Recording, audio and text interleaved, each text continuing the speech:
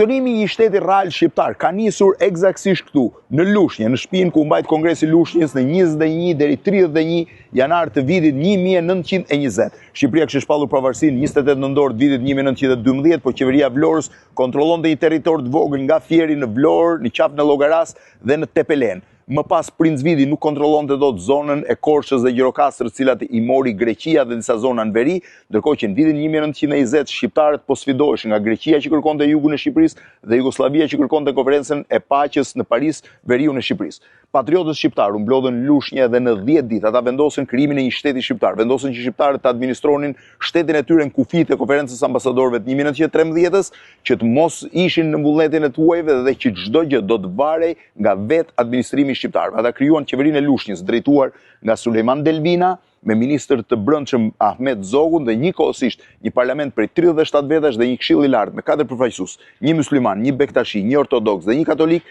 që do të drejtonin në vend këshilltar në vend të Princ Vitit që ishte larguar. Kongresi i Lushnjës hodhi themelet reale të shtetit shqiptar. Qeveria e Kongresit të Lushnjës u nis për Durrës, italianët nuk e lejuan, ajo u vendos në Tiranë dhe nga Tirana filloi të administrojë realisht Shqipërinë. Bazat e Shqipërisë sot, me bazat e shtetit shqiptar, janë hedhur në Lushnjë dhe fillojnë të funksionojnë nga viti 1920.